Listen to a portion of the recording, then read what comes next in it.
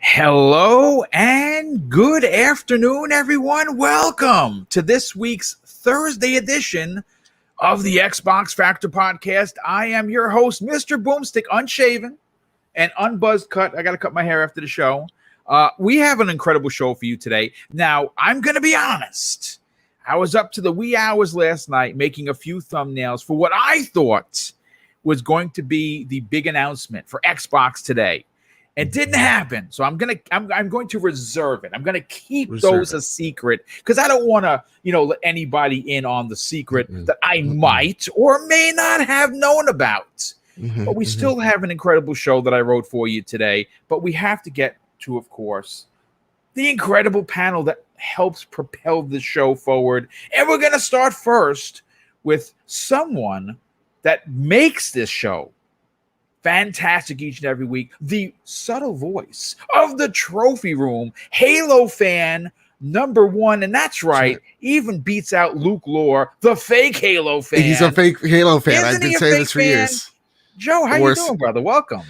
First off, he comes in here like, oh, I'm a level 98 or whatever on the Halo 5s, right? And I come in because I came in at the Halo 5 launch where the multiplayer was real rough, and I just exited out. It started level 20 is when I started, right? Now I'm level 50 something, and I'm just getting #1 spots every match. Luke can't keep up. He's somewhere in the distance. This is not surprising to me because I was a witness to his greatness, folks. We got into the Halo tournament. We got into the semifinals. Right. And you think it was because of Boomstick? Nope. It was him, Zemi, and several people that carried Mr. Boomstick through. Now, don't get me wrong, I came in third a couple of times. But listen, the real champion here is Mr. Badbit, Mr. PlayStation, Halo fan #1. That's right. Thanks for being here, brother. And welcoming back. Now, this is a gentleman that might be the hardest working guy. I would even dare say with as many shows as he's launching, he has been on a tear. N64 Josh, thank God your router is working today. And how many shows have you launched? Is it 13? I don't know, 75. I don't. The amazing thing is I just landed a job in the game industry, and I'm launching 2 more shows for Good this for you, company. dude. So, excellent. I'm gonna just do a little plug. If you're an indie plug game developer, away, brother. Sell your brand. If you're an indie game developer. And you're making a game on Unity, check out Beamable. That's the company I'm now working for and making content for. And it's their mantra is we fight for the game maker. And it's I like it. It's so amazing to work with so many amazing people and to be able to work alongside game devs. And I'm loving it. And yes, nice. The shows are coming out. The Halo Infinite podcast is going strong. We're growing a community. We're just having fun with games. And the Nintendo Powercast still happening.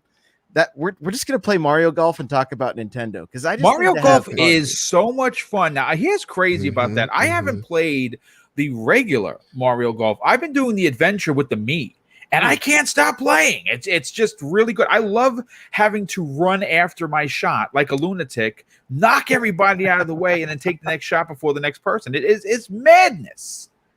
Yeah, that's and with friends and family, it's been a great time as well. That might be a family dispute. I'm going to say that right now. Listen, don't call 911 if you're beating each other over with clubs because I don't want no part of it.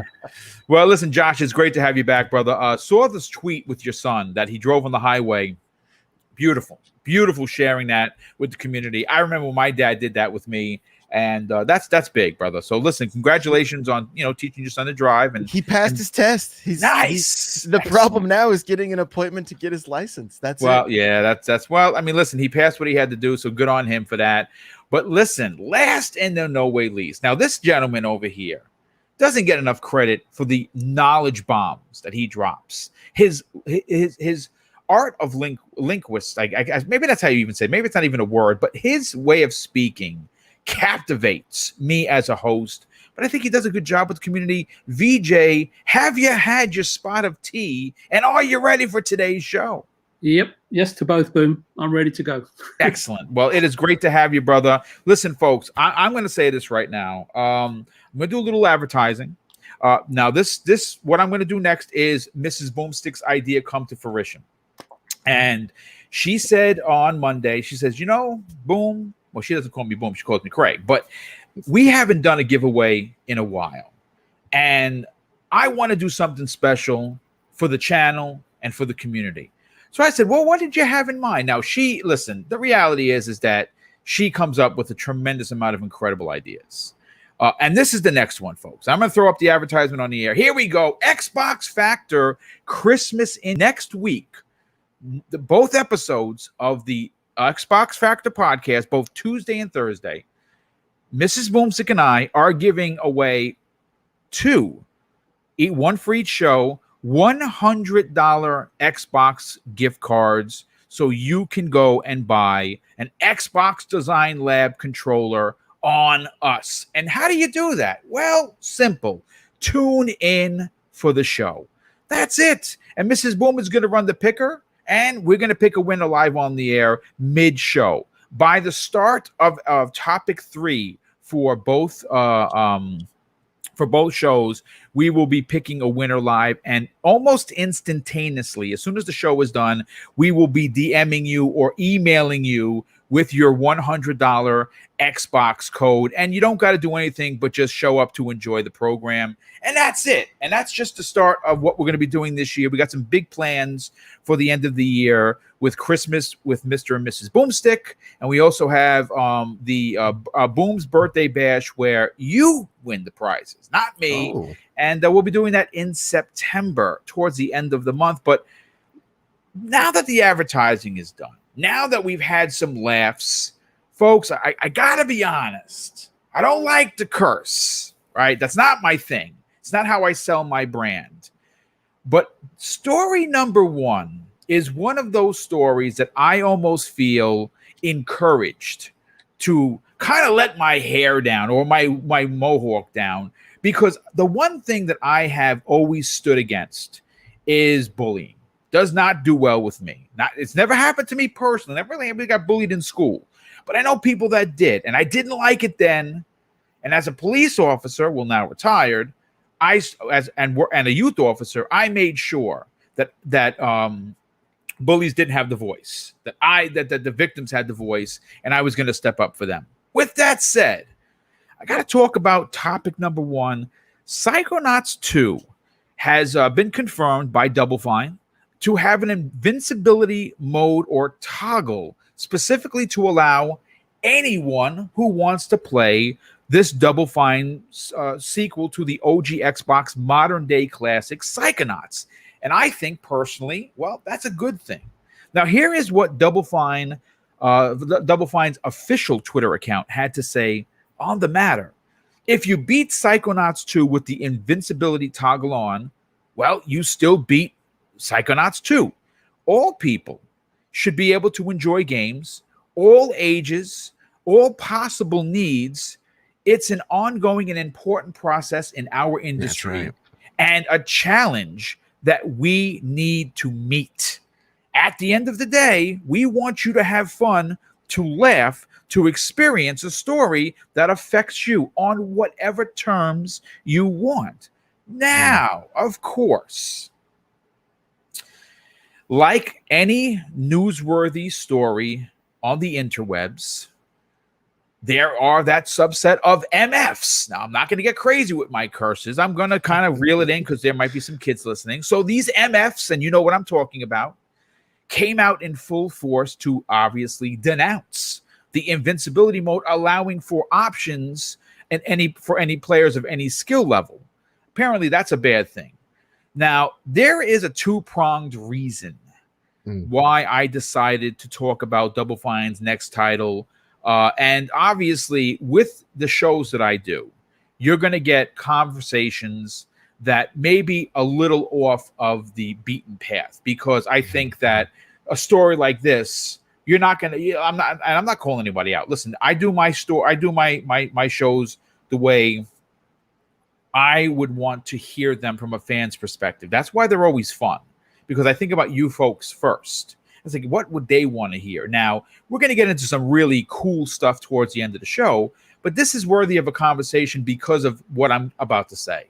Now, I happened to come across a Twitter user. His name is Cerebral Paul. Now, if you don't know that name, he is a part of Noof Nukem's show on Sunday morning, Good Morning Xbox on Sunday mornings. And he's a big part of that show. And yes, he embraces his disability. He has cerebral palsy. And that's a real thing, folks. Now, for those following along with the discussion in regards to the invincibility toggle that Double Fine recently added, you know, he did, and you know what? Let me just read his tweet directly. For those following along with my discussion in regards to the invincibility toggle that Double Fine has added, you will note that I am getting all of the nastiness, but I never once said I was going to use the toggle. I will do what I can without it, but it's there when needed. Now here's the thing, folks. I'm going to pull up my tweets. I'm going to go, just give me a second to find it, because what I wrote was pretty nasty and I think well-deserved. Not, of course, to him, but to the assholes that would give him a hard time. Here's what I wrote. You shouldn't have to offer an apology nor an excuse to anyone or to anybody for playing how you want. Anyone who gives you shit for playing on a lower difficulty for a handicap or pure preference can go F themselves in capitals. You can tell them Mr. Boomstick said so, and I finished it off with, I got your 6. Now, I'm ex-military. If you're military or former law enforcement, you understand that simply means I got your back. Gotcha. Now, this is where I get real, folks. Now, if you are one of these MFs who thought it was their right to tell another gamer with a disability, no less, how to play a game, I'm going to tell you live on the air, you can go F yourself right now. The last time I checked, gaming was supposed to be #fun and a fun experience, and one that differs for each gamer. Now, Joe, I want to go to you first on this because you had a lot to say in the green room, and I'm interested to get your opinion on this. Again, folks, not the biggest story, but a real story that needs discussion. What are your thoughts on this? And honestly, I think these are the discussions we ought to have, right? I agree. As a community, these are the conversations to help us grow as a community, right? So, first and foremost, I saw people like, you ain't a real gamer if you beat it on easy, like, whatever. Like, first off, shut up. Shut up. Don't take games that seriously. The stupidity of that comment alone deserves a back slap. Yeah. You're not a real gamer. If I watched a movie at 1/5 or 1.5 speed, it doesn't make me a better movie watcher. Shut up. So that said, you know, if a game has an easy mode or just any mode, if they give you a difficulty scale, explore that scale. Right. That's the developers put that in the game, so it's yours to use appropriately. So whether you beat a game on hard, whether you beat a game on easy, who cares? Because it's in the game, and if you're utilizing what's in the game, that's not cheating or whatever. And in the age of which, like, we all miss our cheat codes, it's really weird that people are so upset about invincibility toggles or anything like that, because to me that's just like the evolution of it. I hope there's an achievement for it so I can toggle it and then untoggle it. Yeah. So like for me, you know, it's a 3-pronged approach. I talked a little bit about it on the trophy room, so I'll do the Spark Notes version here. If there's a difficulty setting and you're a gamer and they're there, use it. I'm a good gamer. I'm good at a video game. I don't like to brag, but if you're playing on easy, that it doesn't take away from any of your experiences. That said, if you're a developer and you're putting an easy mode in your game, or you don't want to put an easy mode in your game, or if you have accessibility options or not, because that takes dev time and a lot of money to do. Yes. Then that is your choice. And people have to respect that choice. Right. So when people say From Software doesn't have them, blah, blah, blah, get over yourself, journo difficulty bullcrap. It's like, well, no, that's From's decision, and they have every right to make that decision. Right. It's not proving your point because you have other games out there.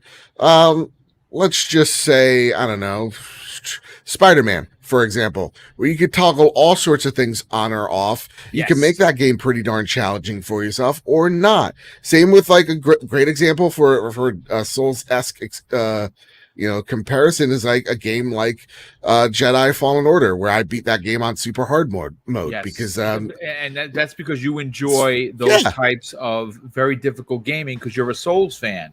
Someone like myself. Now, I'm not gonna sit here and lie to you. You know how I played it? On normal, which is what I normally play. Now, I usually play through a game on normal, then hit it back up on hard. For Call of Duty, I play on hardened from start, and I go right to the hardest difficulty afterwards because that's just what I do. I want the achievements, but that's not for everybody. It's not for everybody, and honestly, those invincibility toggles are there for people with disabilities, for people that have things like cerebral palsy. My sister-in-law has a neurological disability, so it hurts when she moves certain ways with her wrists, especially. So, like, it's not made for you. So who cares? Honestly, who cares? This shit don't concern you. Yeah, you'll probably you wouldn't have known if it wasn't told to you. At the same exact time, there's the third branching path. A game reviewer, because I saw that going, if you're reviewing a game, come on now, the easiest difficulty. And I would say this, because as a person who has been lucky enough to get some codes from devs and such, I'm going to reveal I'm going to pull back the curtain for a second. Sometimes you get a game a week and a half early. Sometimes you get a game on the day of. Sometimes you get it a day late. It is a challenging thing to say, you know what? I need to beat this game. I need to understand its mechanics. I need to write a 1,000+ essay on it. I need to find the captures that for this game that are interesting. I need to edit this shit together. I need to make the VO. That's a whole lot of stuff to do. It is work. I don't care what anybody else has to say. So that said, if you have a review out there, me personally, beat that shit on normal, because at the lower right hand of that screen, it says, for most of the time, this is how the developers optimized this game for.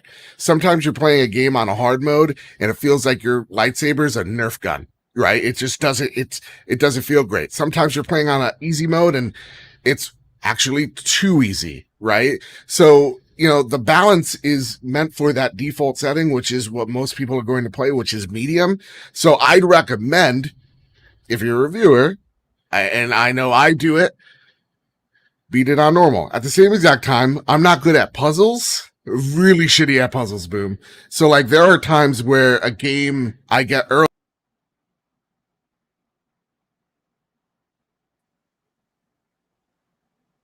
All right, I don't know what happened to Joe. That's weird. Okay, we're gonna. There he is, Joe. What happened? I don't know. It just died. I guess they didn't want me to speak the truth. No, speak your truth, brother. Nonetheless, I suck at puzzle games, and so sometimes they don't give me a guide to help me solve the dumb puzzle. So I'm stuck there for hours. So again, sometimes I'm like, okay, can I have like a skip the puzzle mode? That would be fantastic. So my whole thing is like, if you're beating it on another difficulty that is what most people are going to play that difficulty as, I feel like the best you can do just to let people know is like, hey, I played X amount of game on easy to get this review out on time, or hey, I played the majority of this game on normal default. I explored the scale to make sure it's appropriate for everyone. Like, just let it be known, and I'm totally fine with that, because if you're playing it on the easiest difficulty and like your review isn't based on accessibility, then you are missing out on some mechanics or the depth of those mechanics. So it's a scale, but we have to be respectful to each other. Like, not every gamer is wants a challenge. Our good friend Luke Lore, he plays sometimes games on easy. I'll out him as an easy player from time to time because his thing is like, I don't want to be challenged. I want to feel like unstoppable force in a video game, and that's awesome. If that's your way to escape and to decompress, awesome. Like for me, it's like I want the challenge. I want that dopamine rush that's gonna hit when I beat the boss. You want to be punished, but you're a masochist secretly. Exactly. So, people experience games different than you. Doesn't make it a bad thing. It just makes video games cool because we get enjoyment. The games tick that dopamine hit differently for people, and that's awesome. And more people playing games is great. So put Invincibility in a game. I don't care. That said, too, if like Bloodborne 2 was like, hey, From Software came out there like, hey, gang, we solved the issue. We're putting an easy mode in the game. I'm not going to complain. That's From Software's vision. Play that way, Joe. I don't have to, but like that is the developer's vision.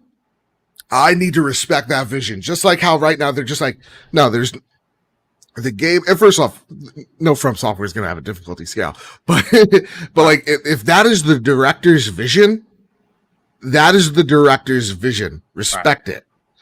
Or if that's what the budget allots, that's what the budget allots. So, this is another growing pain in the industry, and I'm sorry for the TED Talk, but dude, that's what we're here. This is a conversational podcast. I just get heated. Yes. Because I hate this. I hate people being nasty to each other, and then people going, oh, people are sending their audiences after me. Oh, you guys are not. It's like, no, they're not. It's Twitter. You can log off, settle down. Yep.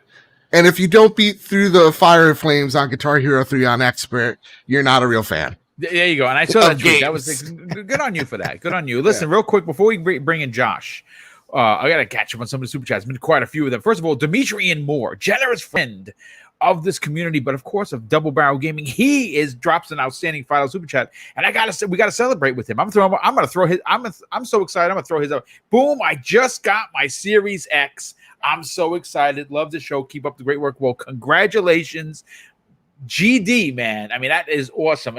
These things are like finding like 4-leaf clovers. You can't find them. So thanks for the generosity. We also had another super chat coming from our good friend Gerald Mack, generous friend of the show. He drops a $2 super chat and says, I'm in there. I want to win. Well, of course, brother, you'll be entered into the contest. You're always here, brother, and you certainly will be a part of it. And that contest will be coming to you next week live and unfiltered, of course. Let me just catch up again. We got quite a few super chats. I want to make sure I don't miss anybody because I always feel really, really crummy when I do because you guys don't owe me anything. Here we go. Mike Johnson drops a very generous $10 super chat and says, my favorite channel to listen to. Keep up the good work. Well, thanks, Mike. I definitely appreciate that. And I'm glad that that I can, give people, a good place to come and hang out and listen to the show. Definitely appreciate that. Gary Duddle, another generous friend of the show, he drops a 10-pound super chat and says, back in the day, you used to get 3 lives to finish a game, and that was it. Nowadays, you mostly get unlimited lives, so every modern game is really in easy mode anyway. Let people play how they want. And I absolutely agree, Gary. I think that people just take this shit way too serious, and it's not that serious. Outbreak Podcast, who's here every freaking time I do a show. Outbreak, thank you, love you, brother. He drops a $2 super chat and says, "This is why I watch for the important topics you cover." Well, thanks for that, dude. I appreciate it, and I'm glad people dig it. Again, we're going to get to some really, really juicy ones, but this one was worthy at least of a conversation. Resting Craig's Face drops a $5 super chat and says, "Don't PC players mod hack every game to offer invincibility or infinite ammo or other game breaking nonsense? You'd think they would be celebrating." That's a very interesting point. I honestly don't know, but Josh, let's get your opinion on this shenanigans. Where do you fall into what transpired during the conversation of having an invincibility toggle as an option? I immediately think of 2 things. One, I played Ninja Gaiden on the original Xbox. Yep, me too. I beat that game. I beat Ninja Gaiden Black on the hardest level. P.S. By the way, Joe. There. Oh, hot damn. So this was before Black, right? This was the OG, and it didn't. I mean, it was like you get good or you go to bed crying, and that's what I would do every night. I would go to bed. I'm like, I'm trading this game in tomorrow. I'd tell my wife, I'm trading this game in tomorrow. That's hilarious. But then it's what drove me, right? Like I would get up the next day and I'd finally beat a boss, and I was like, yes, okay. I loved the challenge. Yeah. I also think about my 6-year-old daughter playing Super Mario 3D World on the Wii U, and she would die so many times, and then finally she would get this gold leaf, and it would give her a white Tanuki suit that was basically like star power, and she could run through the levels.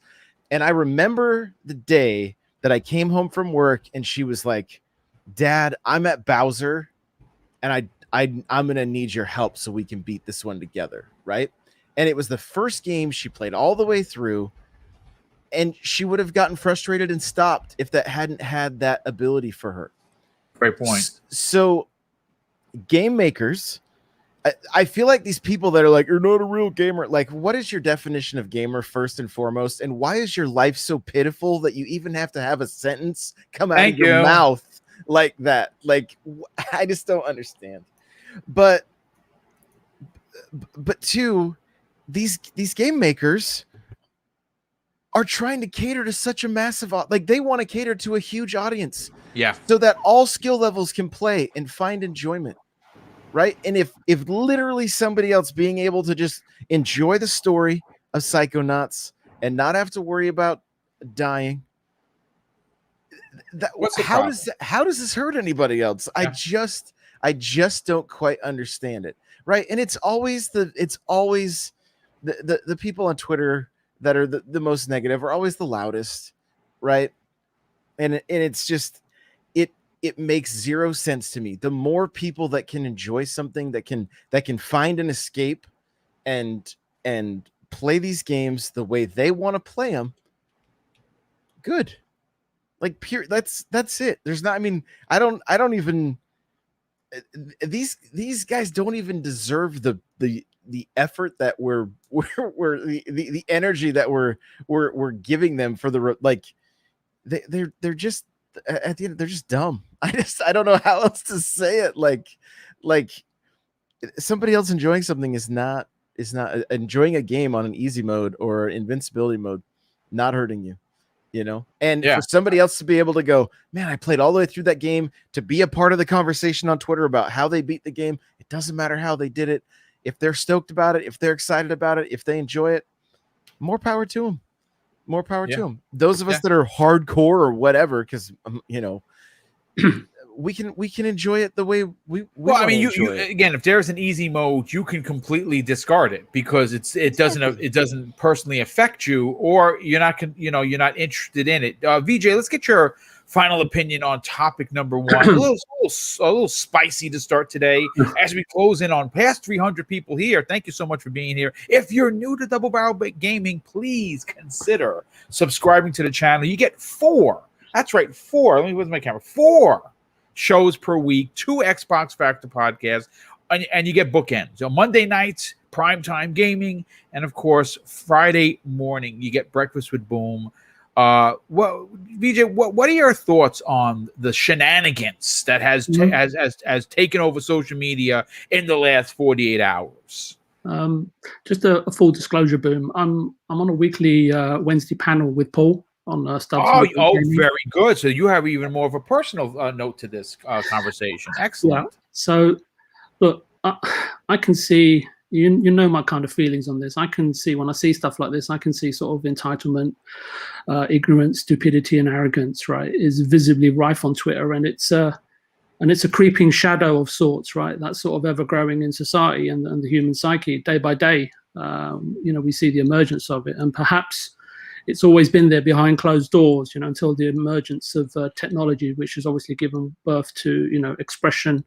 Or covert expression, should I say, via digital social outlets, and all whilst many can remain anonymous to some degree. I I think I'm like, I have to agree with Josh. I don't like to pay attention to the goblins on Twitter or afford these mindless comments airtime, especially on an important show like yours, Boom. They shouldn't interest us or affect us, which is not easy. And I understand that when you see something which challenges your perspective and it doesn't make any sense whatsoever, you feel a movement right within you to respond. Yeah. And what I realize is that 99% of the comments on Twitter, and it's not a fact obviously, but on Twitter pretty much impoverish us, I should say, by trying to bring us down to their level, or how can I put it, of their sort of the opposite, in terms of their mindless ineptitude, which is always on display. What I will say is that those who would sort of maintain a status quo and are up in arms or whatever it is, as if they're game designers or whatnot, and they want to sort of purview or dictate decisions that some of these developers invest in, and the way that they make games, and especially this different approach, from in terms of Psychonauts 2 to include everyone, I think is more than welcome. But as I say, the people on Twitter, they would think, you're breaking a commandment or performing a cardinal sin, the way that people go on. But thankfully, these individuals, which I'm sure is of minority, they hold sort of no governing rank or sort of tyrannical status, nor do they possess any power or logical grounds, I should add, to demand, direct or dictate or regulate, what and how games are created, let alone accessibility options.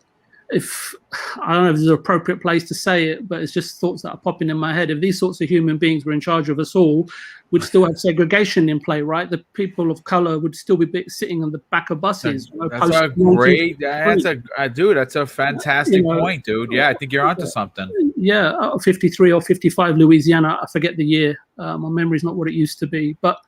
In regards to accessibility, I believe there are several games I truly wanted to experience for their artistry, setting, game design, lore, and or storytelling, or whatever floats your boat in terms of when you play a game or how it engages your imagination.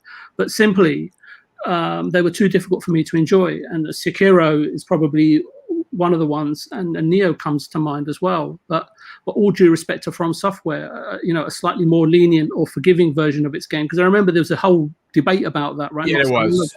Yeah, and it would be welcomed by many. But however, to Mr. Badbit's point, I think that the design integrity of the game and the meticulous way, I think I was watching the way that they keyframe animations of enemies, for an extensive period of time, all the way up until the time the game was released, and the direction and the timing of that, in order to sort of convey, I don't know, is it an opportune moment for the protagonist to strike or the player to strike, might make that game impossible to make, right, or make it more lenient. I'm not sure. I haven't played it enough, because to Josh's point, I did go in the next day and trade it in.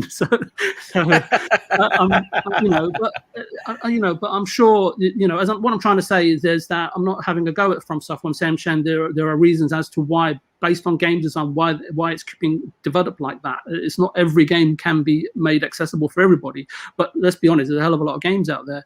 But at the end of the day, we've talked about video gaming, regardless of the format, type, or style of game that anyone prefers to play, and how the most important thing is how a game engages, one's imagination. And I guess the question should be, why should some imaginations be told to go without, right, said experience? But what if some of these potential people that are accessing games that can't play them on high difficulty levels are potentially even great creators of tomorrow, ready to be inspired, but won't be because they've been marginalized in some due respect. So some may say, steady on, old chap, you're taking this video game related topic a bit too seriously, aren't you? I don't think so. And that's why I like this particular show, because we always come up with these amazing topics that get you thinking. And as I say, I don't think so. And I believe it's such a far-reaching topic that touches on so many sort of social, community, and sort of behavior-led aspects of what's going wrong with a much more reactionary society than the one I grew up in, decades ago. And the world's, in some ways, is regressing, and the poor are for it. I take issue with people who prefer to say, pull the ladder up, Jack, and sod the rest. It's immoral, unethical, delinquent, and short-sighted. I'm not saying in every case, but majority of the times it is. This accessibility and difficulty adjustment topic reminds me of a quote that I was thinking about when the issue surrounding Sekiro was launched, right? It says, first something is, I'm paraphrasing it, so please forgive me, first something different is ridiculed, subsequently it's sort of violently opposed, finally it's accepted as being self-evident. And in this case, it's the philanthropy of inclusivity, right? Why some haven't managed to bypass or forego, I should say, the first two gates I've just mentioned automatically in regards to this topic is beyond me. But anyway, Boom, I'm going to stop there, Boom, before I carry on. Anyway. Well, I mean, listen, you bring up some fantastic points, and again, this again, nice opening salvo. A little bit of seriousness. I think that again, everyone does their own shows their own way, and I applaud it. I just think that for me, that when I see stuff like this, I have to talk about it. I have somewhat of a platform, even though it's small, and I love bringing different conversations to the table. But I definitely want to get on to topic number 2, and this one's pretty good. This one is again one of those fun topics you look forward to. Our good friends over at Xbox Era, those chaps over there. I'm going to be a guest on that show in 2 weeks on the 24th with John and Special Nick. Cannot wait to get on that. We now got some new information and some additional information to multiplayer in Halo Infinite that will ultimately have a huge impact on how we communicate with our teammates, especially when you're playing like big team battle. Now, yesterday, 343 Industries released the newest issue of their monthly employee spotlight feature, which I think is awesome. This time focusing on lead multiplayer designer Andrew Witz. Now, in the write-up, Witz is described what it's like working on a project for as long as they've been doing Halo Infinite, keeping the team morale high, and the things that he's most proud of. Perhaps the most interesting call out from this conversation is the new mark system. Now, if you don't know what I'm talking about, Witz describes the mark system as a feature where players can specifically mark a spot in the world or on the map that lets their teammates know vital information like enemy position or weapon locations. This is the first time Halo's multiplayer will have a system like this. Now, this is, he obviously admits that this was inspired by games like Apex Legends, where it has its ping system. And we saw shortly after that, ping system that Fortnite added it. I mean, they're very quick. They pivot pretty quickly at Epic. So they also have a ping type system. And I'm going to be honest with you. Personally, I liked it. I thought it was pretty cool that if let's say, for instance, someone wasn't using a mic, which you probably should use when you're playing multiplayer, especially on a team. But let's say, for instance, you didn't have it or yours died or whatever. If you play with a crew, that when they throw a ping down, that's where you got to go, or that's where you got to avoid whatever. But I think it's going to be fantastic for Halo Infinite for multiple reasons, to be honest with you. I like the fact that 343 Industries is hip to what gamers are using in current multiplayer titles. More so, the ability to adapt while still keeping Halo as close to the ground as possible is certainly reassuring for me as a diehard fan. Now, for example, Xbox Era received confirmation that Halo's multiplayer or Halo Infinite's multiplayer is drawing even more inspiration from previous Halo titles that were thought to be, big, kind of like Halo Champion CE or even Halo 3. Joe, what are your thoughts on that? Yeah, man. So this is really awesome. First, I'm pretty sure we're getting an announcement soon. It has to be soon. Yeah. Are you part of the program of the? I signed up yesterday. I signed up about a week ago, and I'm like, man, I hope I get in because I really they keep advertising it. Yeah, they do. Yeah. Dude, I just love how they keep talking to us. I love how they keep sharing with us. Transparency is incredibly important, Joe. Yep. Yep, and I really dig it. Of course, you all know I'm rooting for this game. This is still my most anticipated game this year, and yeah, I love how they're doing these community or these employee spotlights and just still getting to tease a little bit of this game.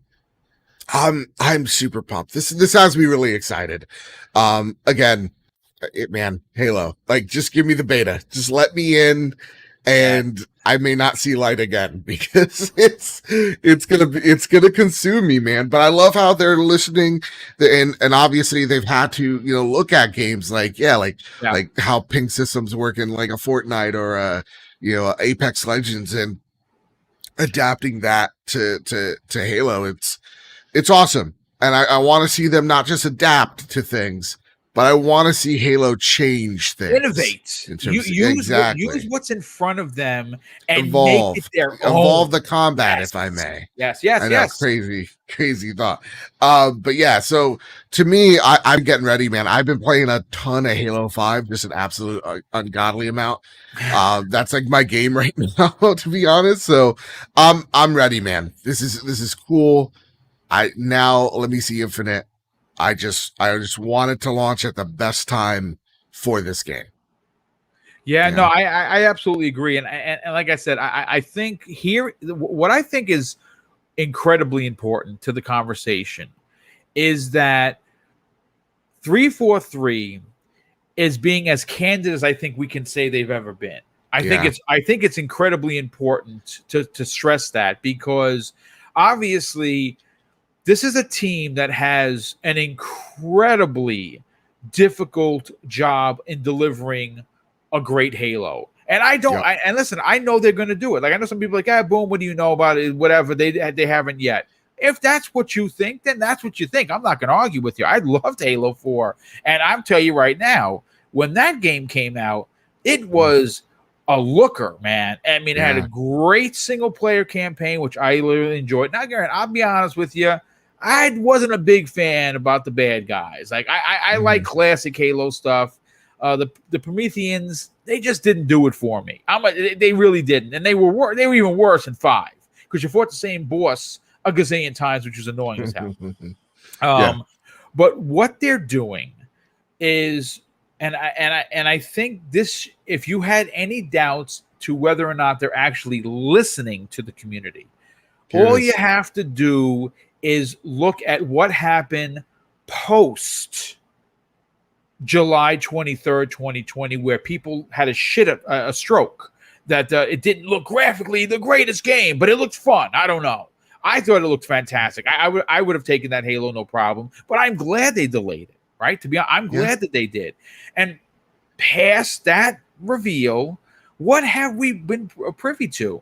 We've been privy to update after update after update, and deep dives into multiplayer. I mean, who hasn't watched that multiplayer video a half a dozen times? I've watched it over a dozen times because I am an old school Halo fan, and that looked very old school / Halo 3 to me, so I'm all in. Josh, you have a Halo channel, so of course you're going to attack this from the best way possible.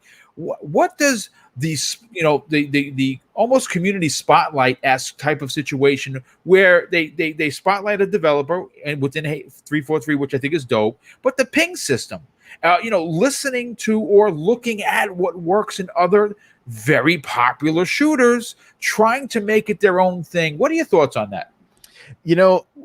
I've been playing with the Halo Infinite podcast crew quite a bit, and almost every time we play, I hear one of them say, I wish I could ping, right? I wish I could just ping, because this is what you hear all the time in Halo. 2 on my X, 1 shot, like they're absolute 1 shot on my X. One guy behind me behind the, I'm dead. blue corner. They're on blue corner, right? Like it. I did see I believe it was a pro, or maybe it was somebody that was just salty that was like, this is going to take some of the some of the edge away, off or away from the people that do learn the callouts and everything like that. But look, almost like what we talked about in the last topic a little bit, like they want to keep and engage with as many people as possible. And when you have shooters that have, set new standards for what shooters should be, definitely get Halo on board with that. I mean, there are people that are screaming that they don't want sprint in Halo Infinite, and I'm just like, what are you like? If you get into an engagement in Halo 3, if you don't win, you lose. Period. There's no running and like trying to, maybe get to some cover and get your shields back. It's like every engagement, pretty much, unless you've really set yourself up for a spot with cover. That's just the way those old school games were. I understand people, there's the nostalgia, but listen, Master Chief Collection isn't going nowhere. Xbox has done an amazing job of like keeping that rich history of all those Halo games in one place that you can still go and play Halo 3 if you want to, and Halo and Halo 2. But Infinite needs to, I saw somebody in chat say it not only needs to, be like relevant with current shooters, but also start paving the way for some new. I mean, my favorite part of that multiplayer trailer is when the Spartan pulls up his left arm and a shield comes out and he reflects the noob combo back at the other player. I mean, how God many bless. times? Yes, God bless. Right? How many times have we been killed? And looking at that, it's like, Plasma pistol's garbage, and if you use it and that's your regular combo and you brag and oh look at my KD, I got this plasma pistol and battle rifle combo, bro, you're garbage. Did we talk about shooting the energy sword, catching it in the air and cutting down the next opponent like an actual samurai? Come on, stop it. It's ridiculous. Well, Josh, you triggered me because I hate the plasma pistol so much in Halo 5, especially in Warzone where it has the vortex and it sucks you in, and I'm like, I hate this thing. I'm in a plane and they shoot me down. How do they do this? Right. I hate it. Sorry. I'm triggered now. I'm sorry. I'll make sure to put plasma pistol in the trigger warning. It's the easy mode of Halo, and I don't like it. So where did that plasma pistol touch you? Show me on the doll. Everywhere. It doesn't miss. It tracks. So it's those kind of things that like you see that very thing where it's like I hate being on the receiving end of that. It's not the noob combo is not something I'm going to go for on the regular, and it's going to make people think twice about it. And that kind of like for us old school Halo players, this is it's that kind of detail and that kind of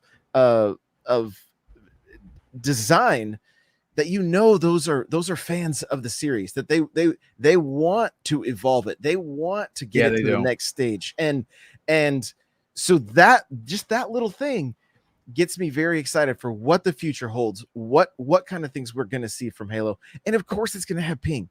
I mean that I don't see anything. And wrong I think that's just that. the start of it. I think that we're going to be. You know what? I'm going to be honest with you. What they're doing to keep the interest going in Halo to the end of the year, I think is brilliant. They're not oversaturating the market with Halo information that you're going to forget about.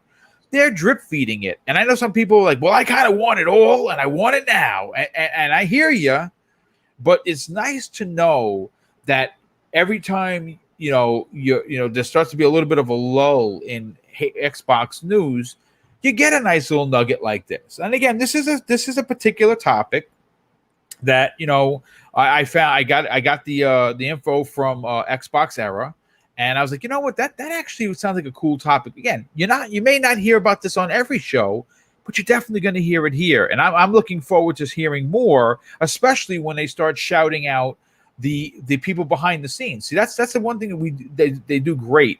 Now we all know the heads of these studios, right? We all know like the producers and the face of X, Y, and Z game. But it's really nice to get some information on who else is helping us bring the next Halo or whatever. I absolutely love this. Real quick, before I get to VJ, one thing I got to thank a couple of people. Got quite a few super chats. Generous friend of the show. He drops a $5 super chat and says, I was just watching a playthrough, a streamer play through a game on easy mode. Yeah, I mean, some people dig it. If I don't think anything's wrong with it. Kirby Louise, generous friend of the show, he drops a $5 super chat and says, the cape feather is still a better power-up than the invincibility leaf in Mario, and if you think otherwise, you are wrong. With a tongue sticking out emoji. I mean, listen, how could you argue with that? Dan Lazaro, generous friend of the show, he drops a $5 super chat and says, Colin is of another one of these PlayStation guys with a-hole takes on Twitter. They if they're always insulting everyone and usually have anime profile pics. You know what, dude? I honestly don't. If they do, you know what? That's news to me. I am going to say this. He must have got a lot of shit for what he said. And he reiterated what he should have said. And I think that his comments on the easy mode wasn't really aimed upon the players, the gamers of said platform. I think what he was referring to, and I think again, you got read his verbatim on it. He said something to the effect, "I should have said this," and he was talking about game reviewers, meaning that their opinion would be considered worthless if they played a game on easy, because that's not what the developer / producer of game intended the average person to play the game at. No, it's supposed to be played at normal. That's what they. That's again. Whether that's an excuse for him or not, I'm not making one. I'm saying just what he said. Yeah, he walked back that as much as I'd hate it to do so. He did walk back a bit on his comments. Yeah, he did. And to a large extent, I still disagree with him, but there is some guest points that he let me give him credit.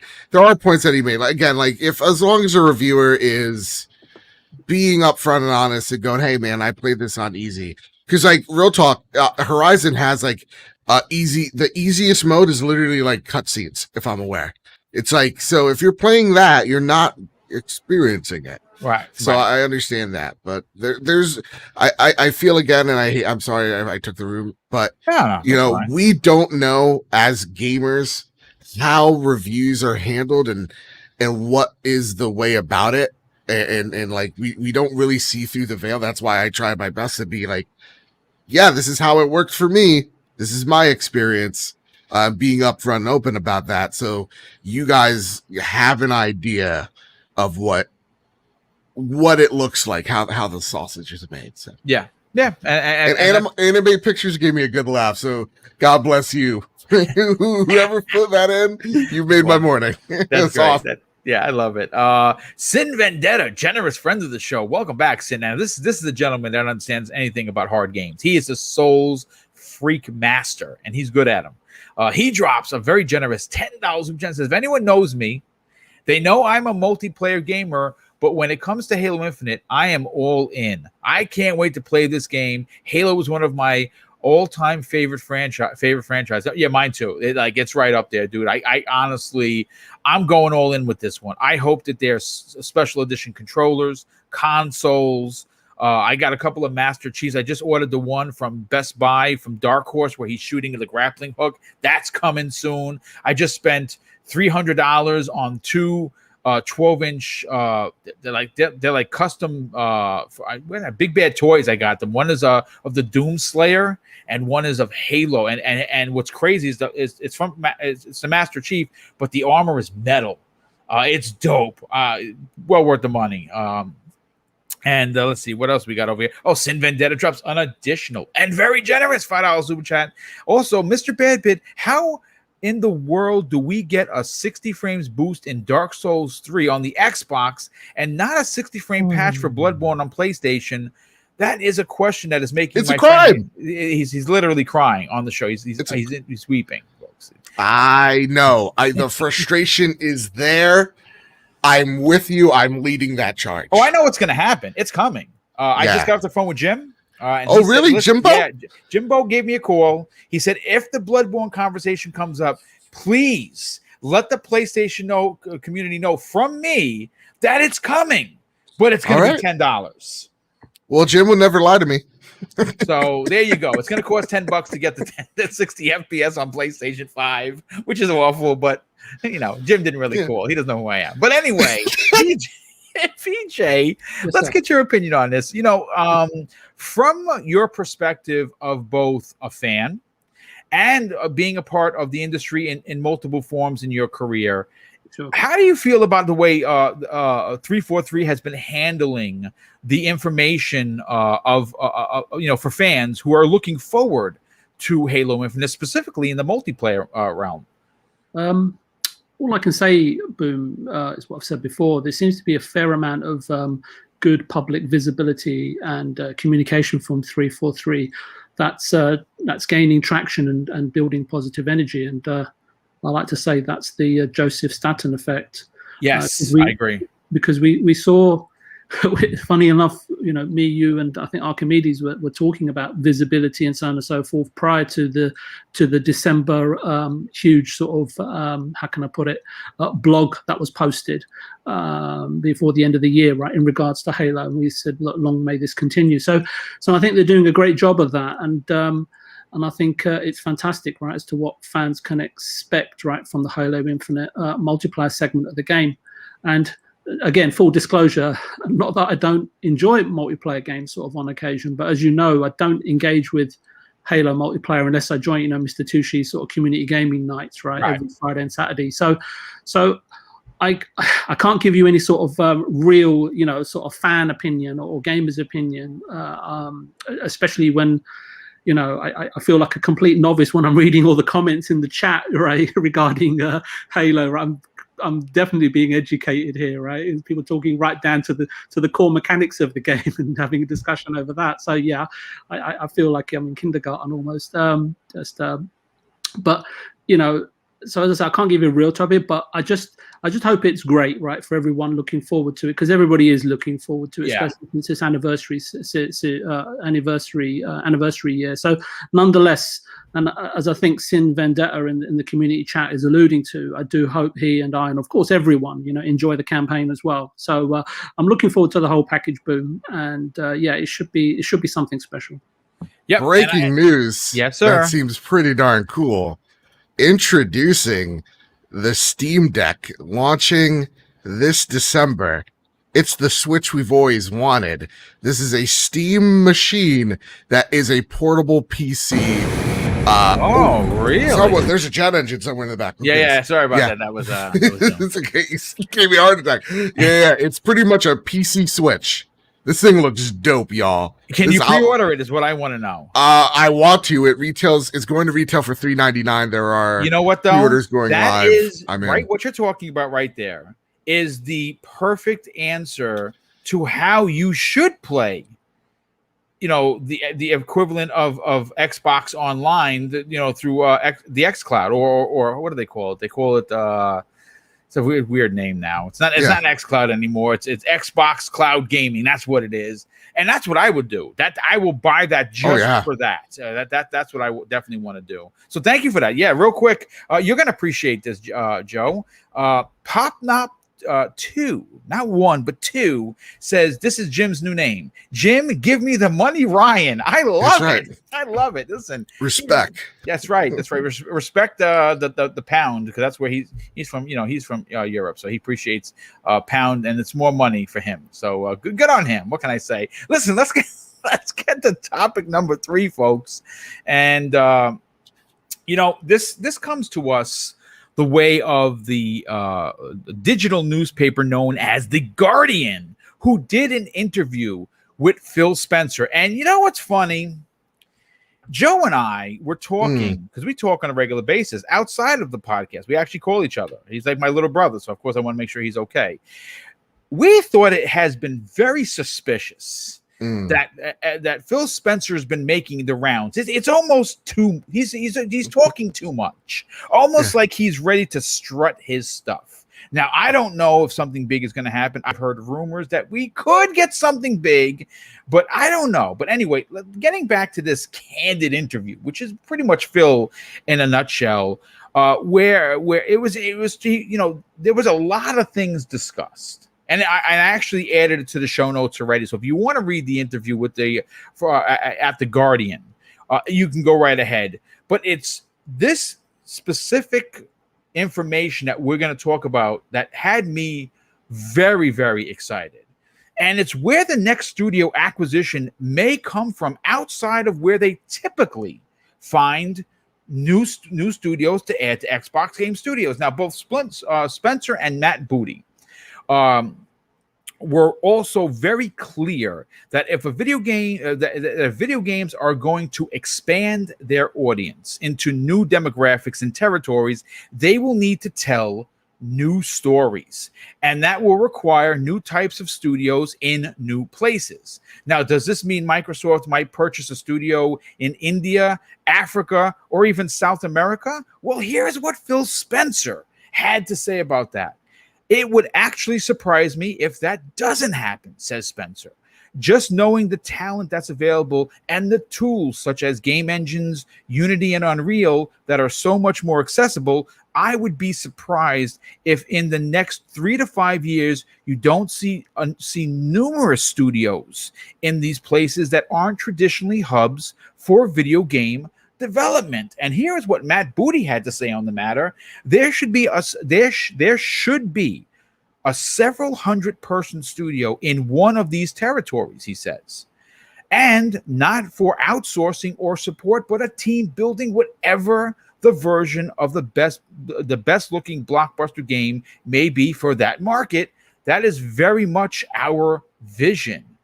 Spencer's mantra, now, as we know, has always been to put the player at the center of business, which is ultra important. He talks about putting us first. Now, again, I'm sure to some extent that other companies do that, but more specifically, Phil has always put us first. I mean, that's how I personally feel.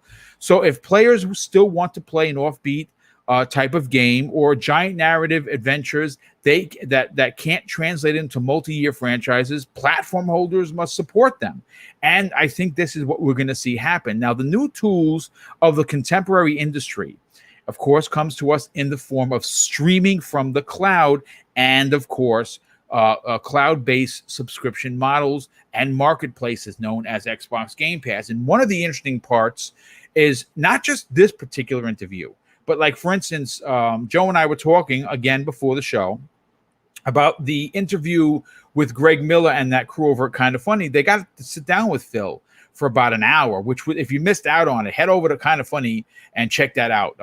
It was as candid. I mean, really, just listening to Phil, he was like one of the guys. Like, he was like one of the guys. It was awesome.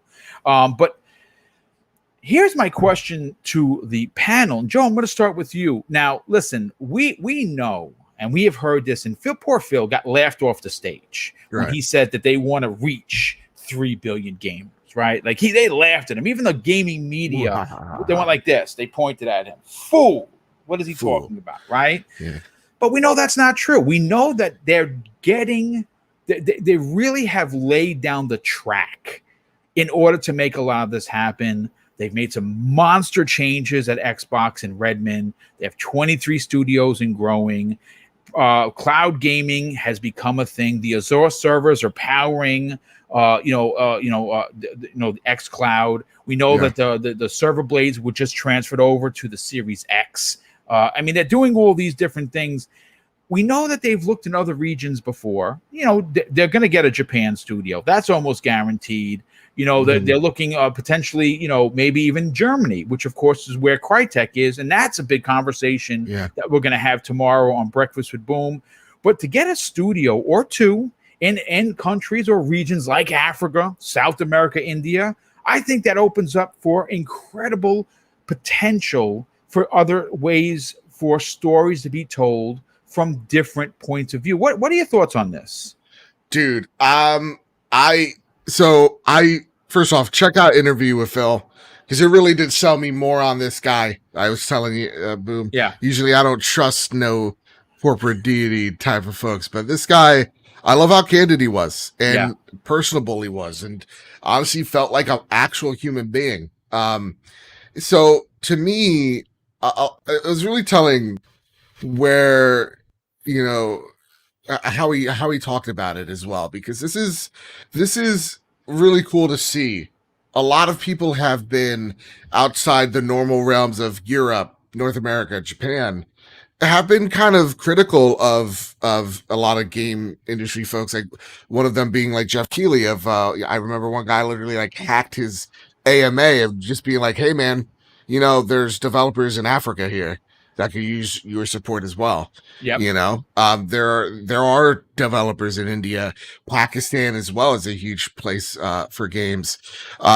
In China is going to be pivotal. Whether that's, I feel unfortunate, but it's going to be something that more studios want to take advantage of those opportunities there. So yeah, we're going to get in the grand scheme, we're going to have more varied stories through different perspectives, through different areas, which is really cool. Like you get that Japanese influence in JRPGs and Japanese developed games. Well, like I don't know per se what an Indian or a Pakistani or a South African developed game wants to look or feel, and how their culture resonates with the games that they make.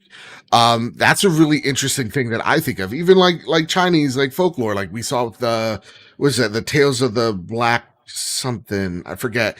It was the Sun Wukong game that looked really awesome. It was like a God of War looking game. That's really cool. So to me, this is actually in some ways more exciting than like a big acquisition, because you're really telling people in that area, hey, this is how much y'all matter to us. You're part of this with us. And it's something that I always champion is I'd rather see acquisitions of smaller teams. I'd rather see smaller teams that have great talent grow than just buying up these big billion, $100 million deals. I want to see these corporations fund smaller and more ambitious studios. And I like that aspect of it. Gaming's going to get incredibly more broad when it comes to the international audience, and that's awesome to have. Again, it's kind of just like movies as well. Like you have like your French films, your Italian films, you have your American Hollywood blockbusters. India is huge for Bollywood. Like this is cool to see us grow, and I think this is something, when thought about, should have probably been done earlier, if I'm honest. Because places like India are huge for video games. Yep, places absolutely. like South Africa are huge for games. So yeah, I love this. Yeah, me too. I think it's going to be big for the industry in a huge way, because obviously, I mean, listen, talent isn't funneled to one location of the world, right? Like it's a big world, right? So there's talent all over the place, and I would love to see. And you know what? Listen, Microsoft gets on the ground floor for a lot of things. And some things work and some things don't work. Perfect example is the Zune, for instance. Now, Mrs. Boom still has it. She got the boom box and everything. I freaking love the Zune. A lot of people didn't like the Zune, and it failed, and they didn't support it anymore. We still support it because we're old. But there's some things that they get into that hit. And xCloud, the Netflix of gaming, known as Xbox Game Pass. These are things that have hit. This is something I think is much more important than we think, because it hasn't happened yet. Once it starts hitting, once you start seeing, hey, Team X is stationed in Egypt, and they made this amazing game, you're like, holy shit, this game is incredible. Where they're from? I never heard of the studio. And I'm looking forward to that. Josh, hearing that Matt Booty and Phil Spencer are looking outside of the places that typically we find these studios, kind of like Japan, China, that potentially Africa is going to bring us some new blood in development. What are your thoughts on that? I love it. I want to see that that diversity, because there's so much that's going to come along with it. We've started to see this a little bit with some indie games where like different cultures get introduced, right? And we get some different like folklore and things like that it could change things up. And the flip side of it, to see the potential for, you know, these smaller studios, these less known studios, to really accomplish their dream of Yes. becoming full-time devs and putting their creation out for so many more people to see. I mean, I'm behind it 100% all the way. Yeah, I absolutely agree with you. I love the idea of creativity being extended to people outside of, again, where they normally find this types of talent, because talent exists on every corner of the planet.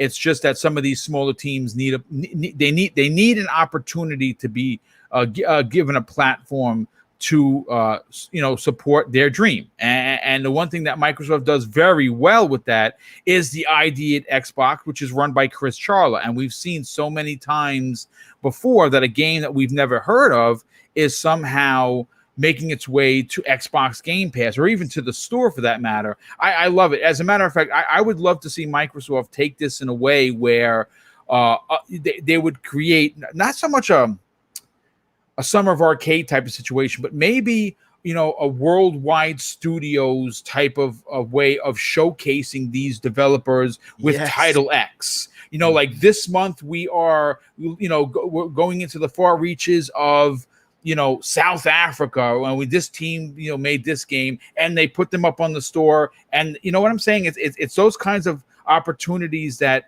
you don't really see a lot of the big. You don't see EA doing it. You don't see Activision doing it. You don't see 2K doing it. You certainly see it with Sony to some extent. Nintendo's pretty good with their indies, but Microsoft seems to be the outlier, at least in my opinion, that goes out of their way for these small developers. And I hope that they do some sort of a, you know, outside of America spotlight kind of a deal. And hopefully they can start. They can be the front runners in this. I agree. Yes, that Sony 100%. And Nintendo and EA and these other companies will take notice. And I before we just throw EA completely under the bus, I mean, look at Unraveled. Right? That's a great point. Yeah, you're 100% right with that. Unraveled was an amazing game, and the second one's even better because you can play co-op. Exactly. Yeah. Yeah. No, that's a great point. VJ, let's get your opinion on this, brother, because obviously you're a world traveler. You've been to different places. We know that selling a video game is hard. Making a video game is hard. But having a place like Microsoft come right out and say, where they could have talked about anything, our first party studios or, you know, Game Pass, whatever. They said, no, again, Phil being as candid as possible, we have this idea to celebrate other countries. What are your thoughts on that? I kind of have to be consistent at the risk of embarrassing myself publicly, but I'm actually growing quite fond of it, Boom. So that's okay. I believe I said it last year in the midst of discussion in terms of which Western or Japanese developer or publisher Microsoft may acquire. And I think it was in lieu of the Warner Brothers deal, which was no longer on the table.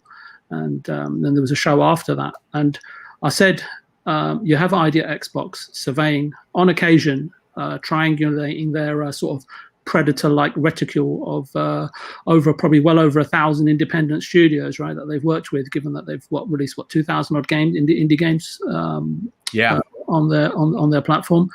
And perhaps, you know, they will have, as I said, their reticule hovering over them, and because some of them perhaps are being primed as future candidates for second-party deals, and who knows what else in the future. And not all of those 2,000 studios are in America, right? They're all over the place, and who knows where, right? Even if the game is originating in the UK, the developers could be anywhere. Right. So I also mentioned that the EMEA territories, in Europe, Middle East, and Asia territories, and the likes of India, Singapore, and Africa are key emerging territories to invest in, since they are prime locations, right, to help increase not only subscriber numbers, but where talent is emerging. And I think you're spot on, Boom. You just don't know where the next Vincent van Gogh or whatever is gonna appear, right? We have no telling. And especially when you have like technology gathering pace and affording opportunities to anybody almost, right? Obviously, there's plenty of more work to be done because we see it in the papers every day. Some places don't even have running water still. But hopefully, technology as well as running water will be available to everyone, and hopefully it is an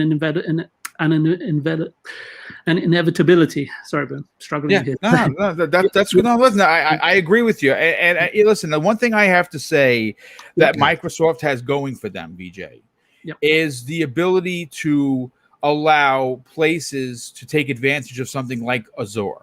See, like that is a piece of the puzzle that a lot of us take for granted. A foundation.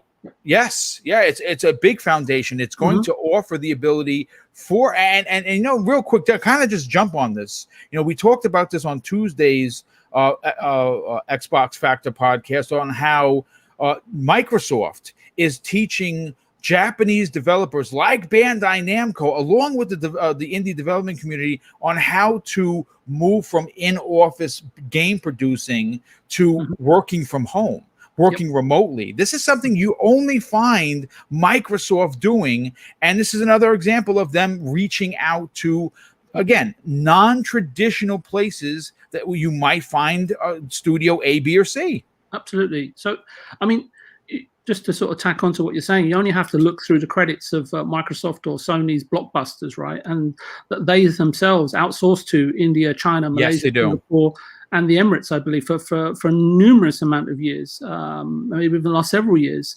But what Phil, I think, is well aware and we're well aware of and preempting, and what I've been saying is that in due course, whether we like it or not, the statistical and analytical data will show the demographic of Game Pass users is going to change perhaps dramatically, not just in terms of subscriber numbers, but in terms of the types of games that will be created and populate Game Pass for an emerging audience. And and on that emerging audience, I don't quite have a read on yet. And changes will occur, especially as and when Game Pass really begins to hit uncharted territory in terms of subscribers.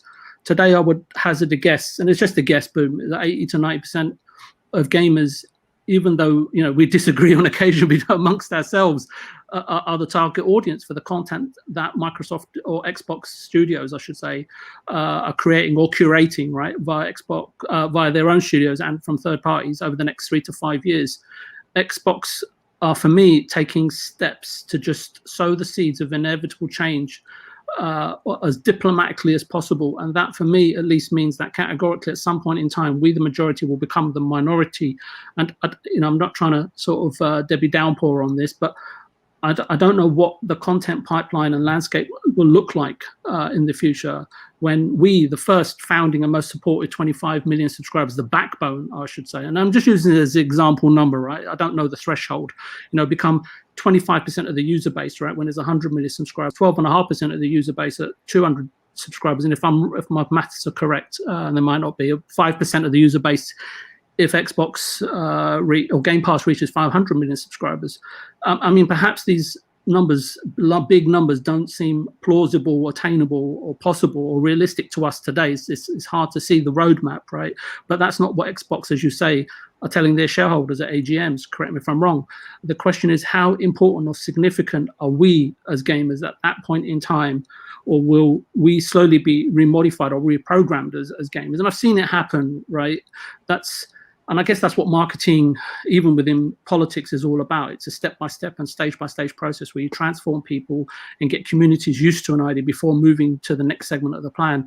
And if you're faced with too much change, you see pushback, right? And you've seen that in 2013 with the Xbox One. So remodification of human behavior without us even realizing is what I think is kind of also happening with the way that Xbox and Phil and any corporation is doing right now. They want to keep everybody on side because they don't know. I mean, like you say, Ben, they've got the foundation in place, but exactly where it's going and what will happen longer term, I really don't know. And I can hear people saying that won't ever happen. We won't ever do that, and so on. But before you know it, it becomes normal part of life, and you hear people saying, "Remember what it was like." You only have to go.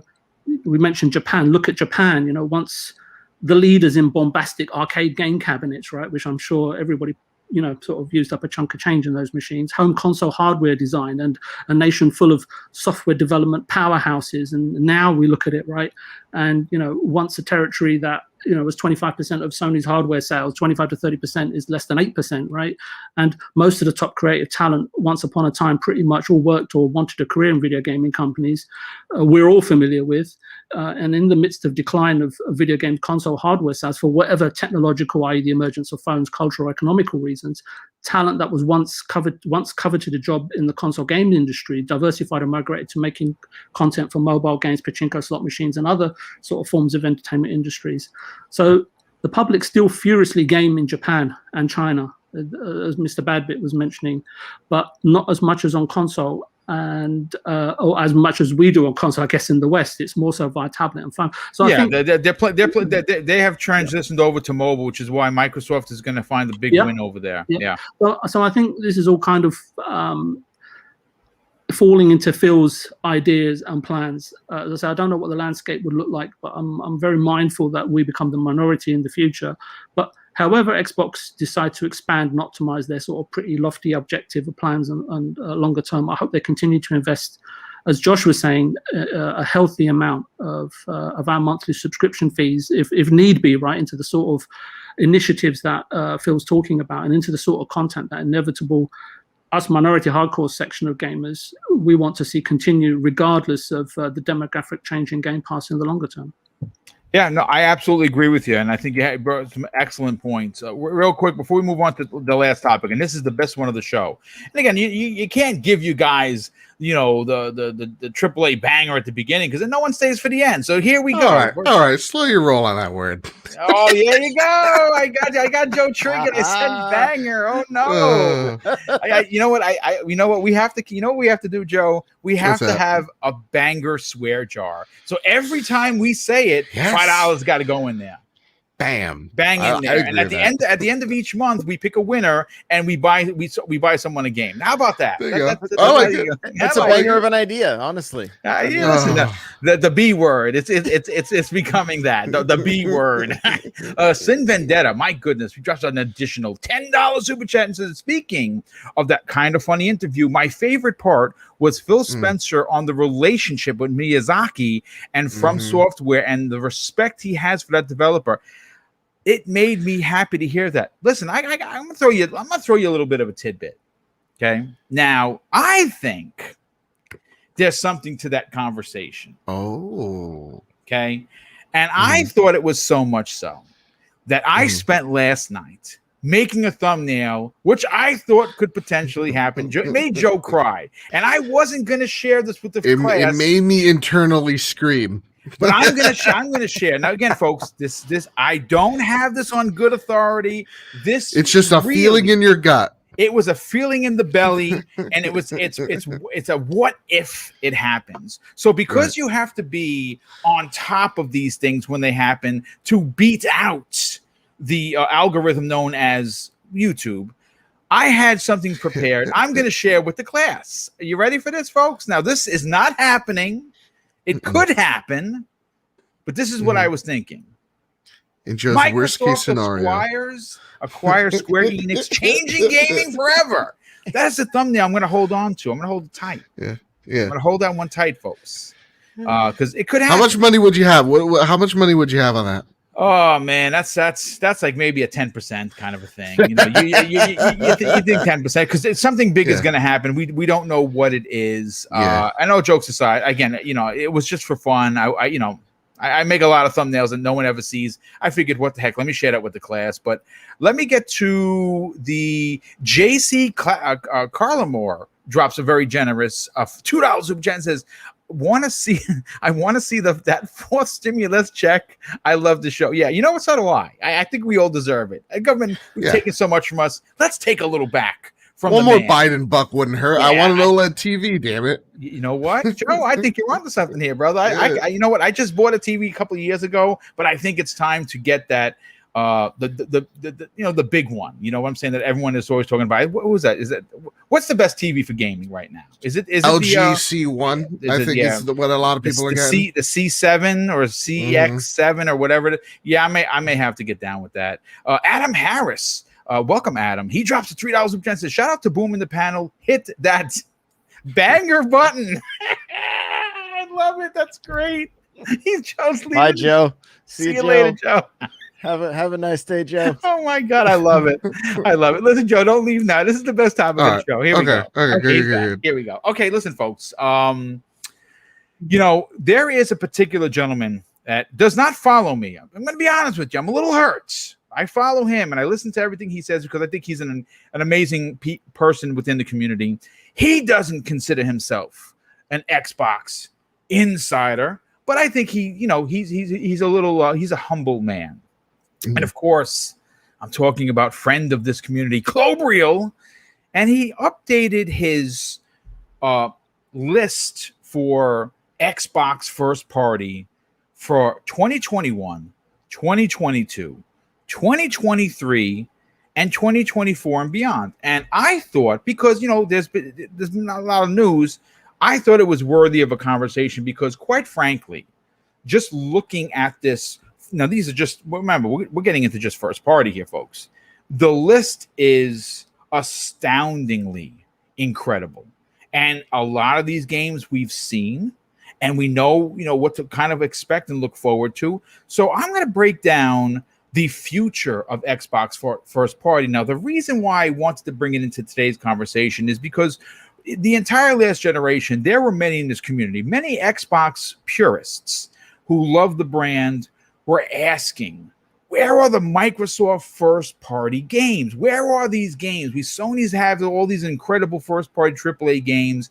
Why don't we have them on Xbox? And there was a reason for that, folks. They just could not produce those types of games with the current 6 studios they had. And, of course, we're talking pre-E3 2018. Now, post-E3 2018, there's been a huge upswing in studios and games announced and the talent making said games. So here is and I'll read the list and then we'll get everyone's opinion on it in the chat as we close in on 400 people here. Here is what we are getting as Xbox game players. Mind you, every one of these games, Xbox Game Pass. That's something to be a part of the conversation. Halo Infinite, Psychonauts 2, Age of Empires 4, and Forza Horizon 5. Honestly, not a bad year, to be quite honest with you, when you bookend it with Halo Infinite and Forza Horizon 5. Now, granted, these games, this particular 2021, is not including the all of the second party and indie games coming, like The Ascent, like Scorn, like Tunic, or like 12 Minutes. All of these games that are going to be coming out. So that's what he has for 2021. This is what he has for 2022. Now, remember, this isn't an official list. This is his opinion, so don't take it as gospel, but he gives a general idea of what he thinks is landing and where it's going to land. 2022 has Starfield, As Dusk Falls, Grounded 1.0, Forza Motorsport, Redfall, Project Mara by Ninja Theory, World's Edge project that has not been announced, and 2 Forza Horizon 5 DLCs, plus rounding that out is Deathloop in 2022, right? Now, for 2023, folks, this is where we get a little crazy. Now, I'm going to tell you this right now. If this 2023 comes to fruition, you're going to have to quit your day job to catch up on all these games because, my God, there's a lot of them. His list consists of Ghostwire Tokyo, Perfect Dark, Rare's Everwild. Now, that one's a little questionable because what we understand from Rare is they kind of went back and they to the drawing board with Everwild because they kind of didn't know what kind of game they had, and they had to make a game that's a game, right? So I'm hoping it's Breath of the Wild meets Rare's, very artistic take on things. Senua's Saga, Hellblade 2, Avowed, Compulsion Games' new IP, which is supposed to be a BioShock meets Uncharted. The Coalition project, which is supposed to be the smaller Unreal Engine 5 project. Double Fine's new IP. Now, apparently, Josh Sawyer at Obsidian is working on a very unique solo project. That should be coming as well. He says this, and this is pretty interesting.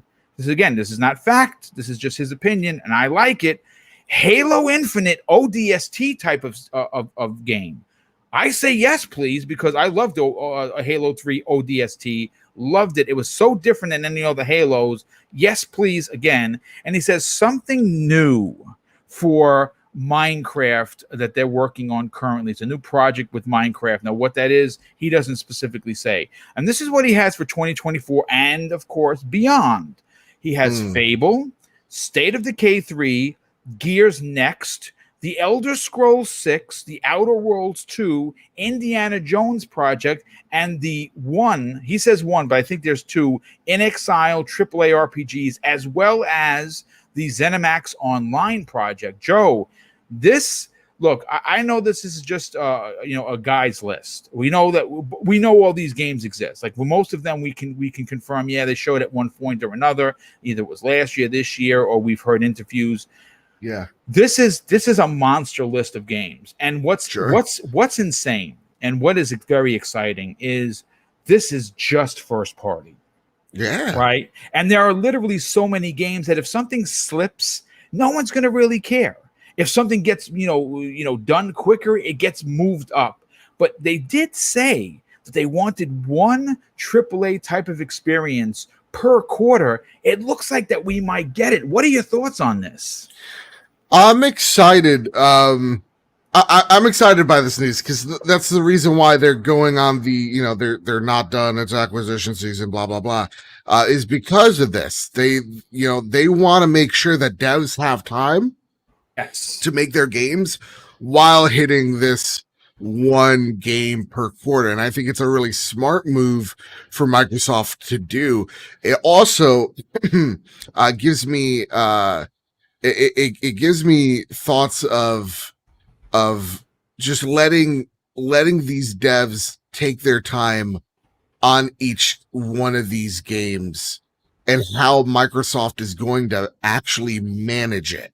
I think that is going to be the impossible task. It's like, let's be honest, guy. This is huge. Like, managing a studio is insane.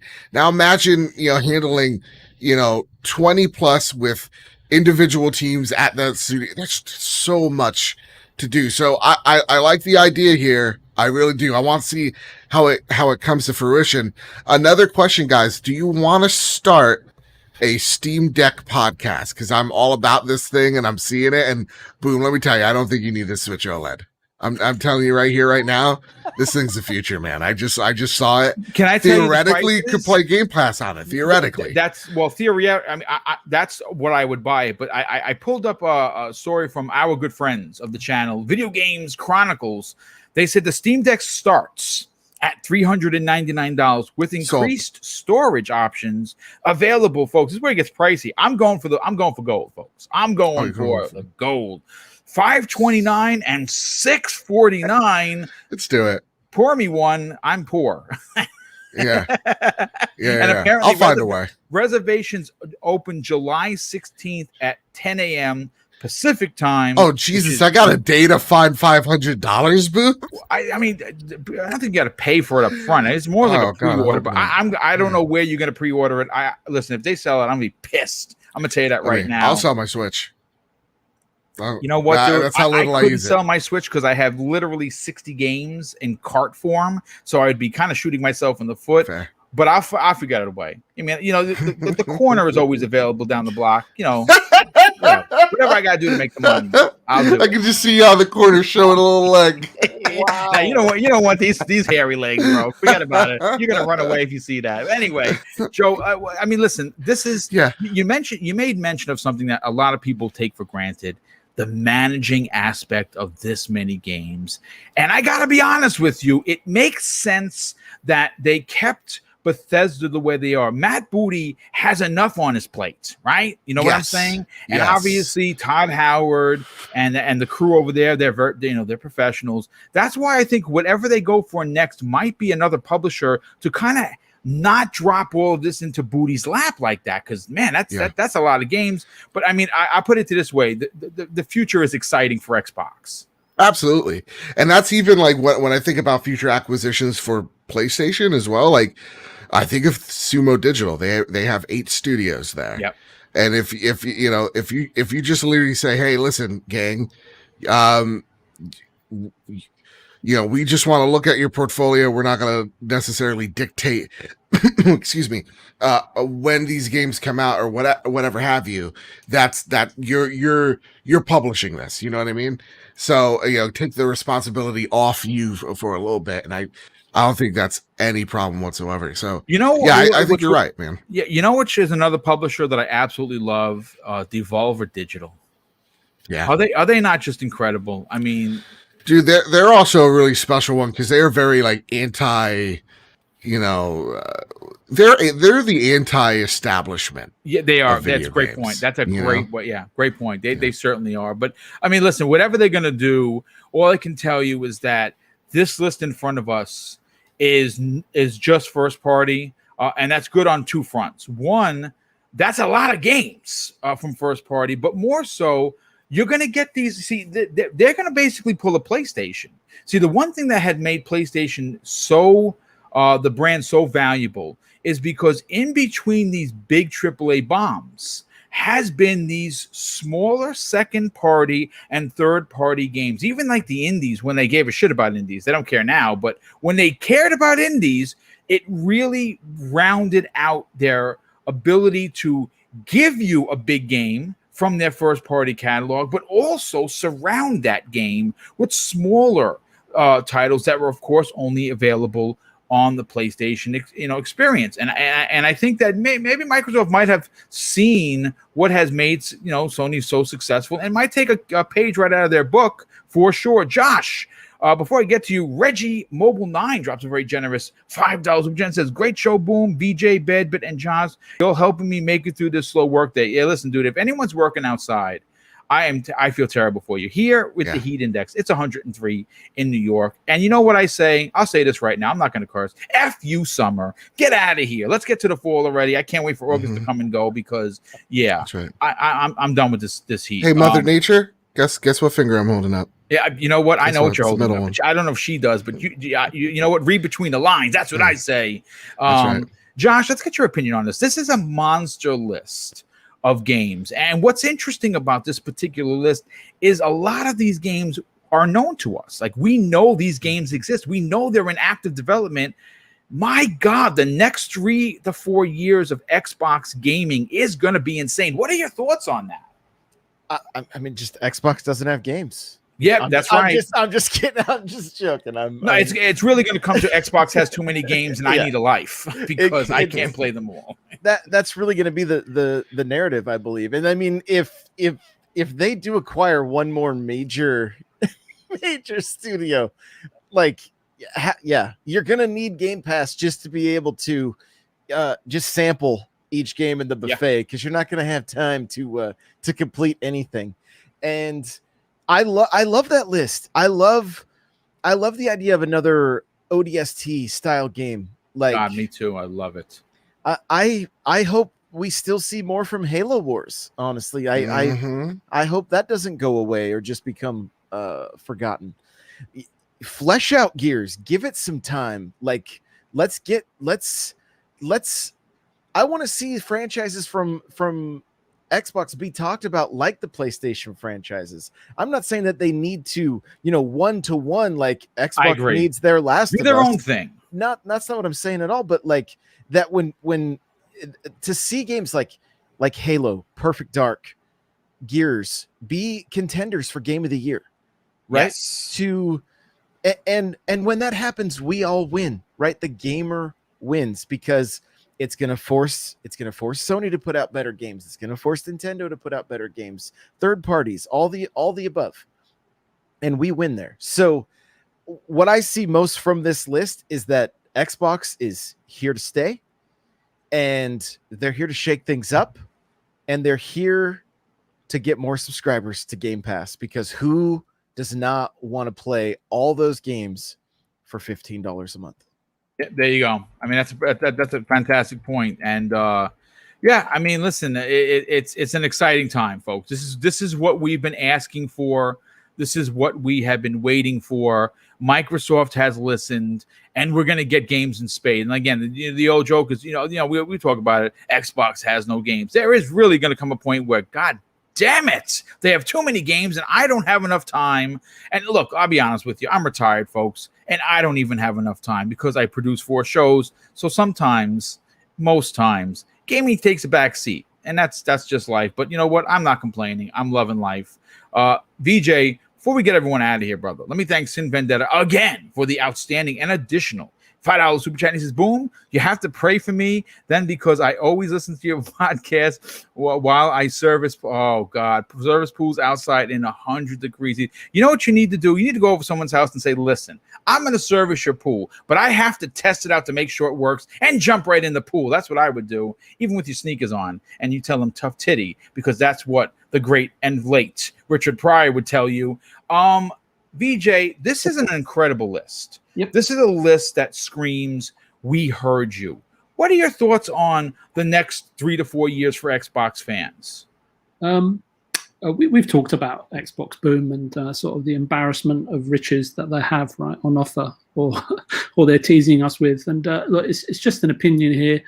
I saw the list, and I know it's nothing official, but I just concerned a little bit about the message. It's not in terms of the content, that's all fantastic, but it's like a very aggressive set of release dates. I think the panel and the community in the chat are very well versed, right, in the trials and tribulations and how arduous and stressful and messy game development can be and often is.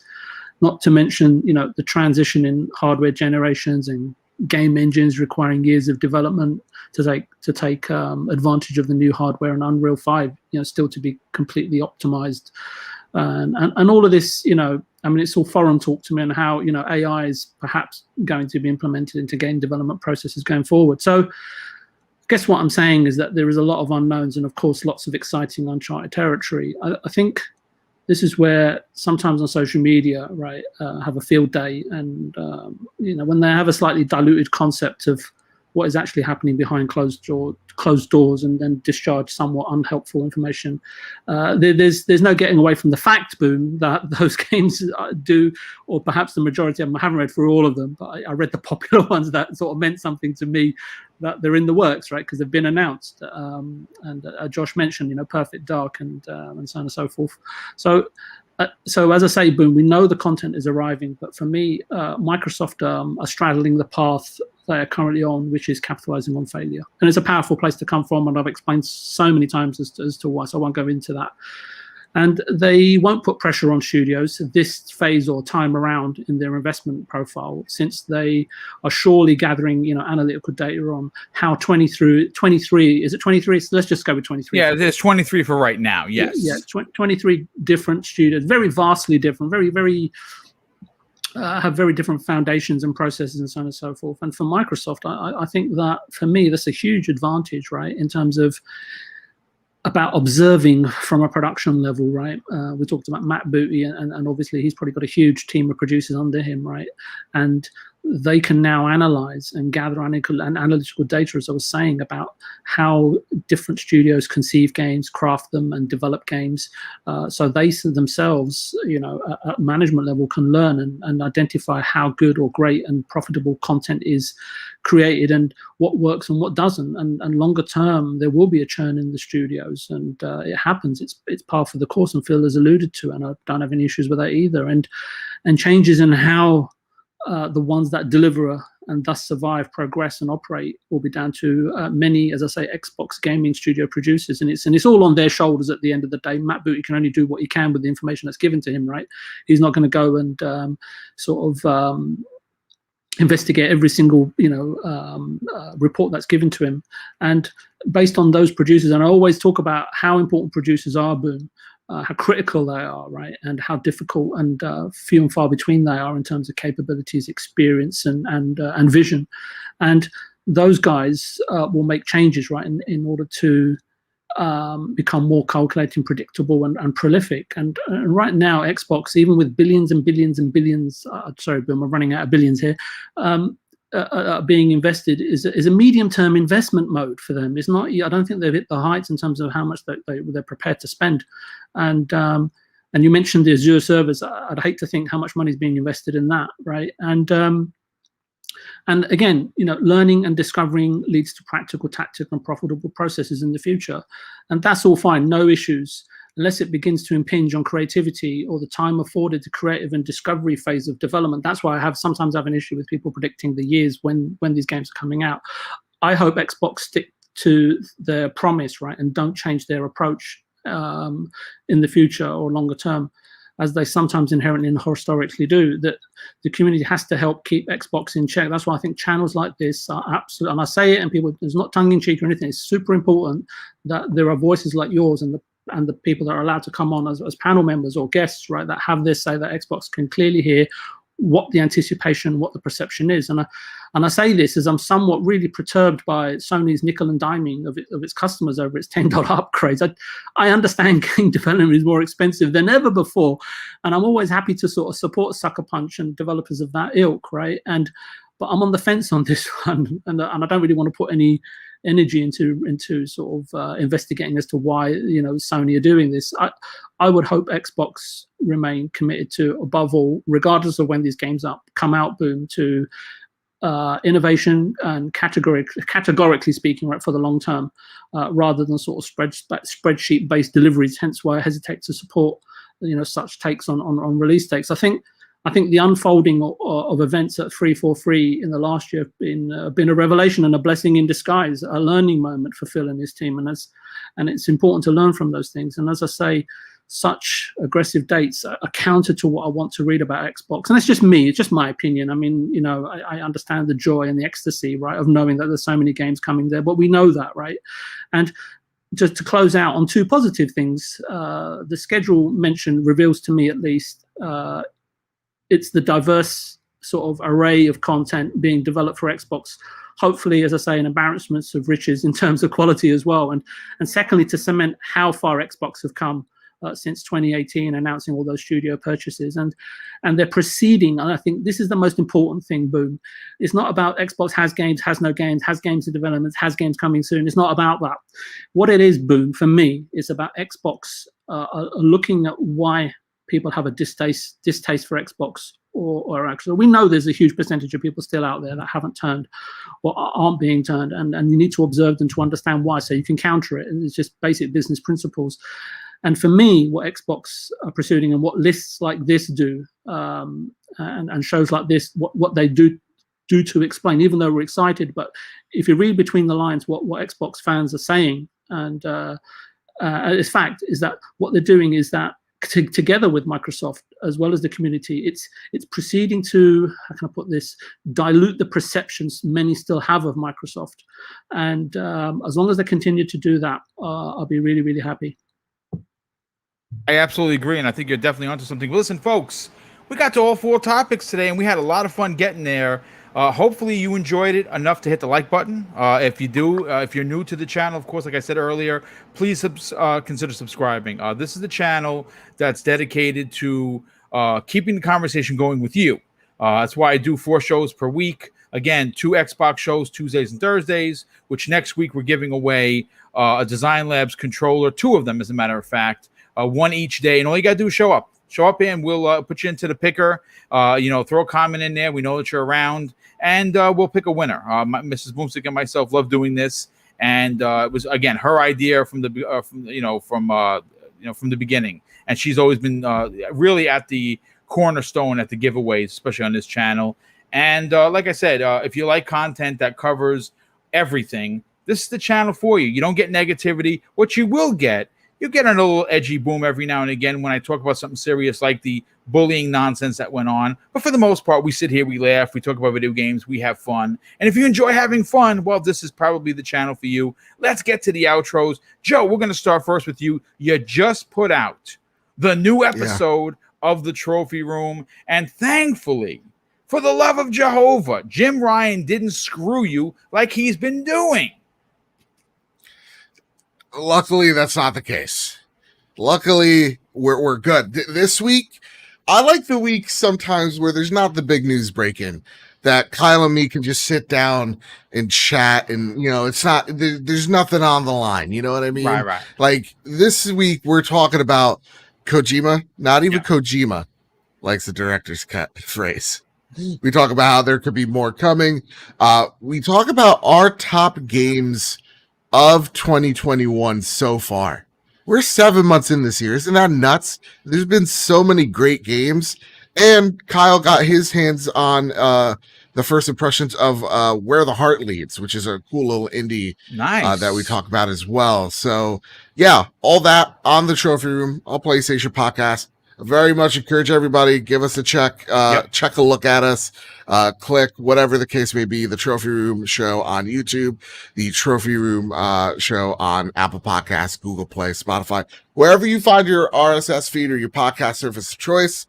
Check us out there. And you know what I just realized, Boom?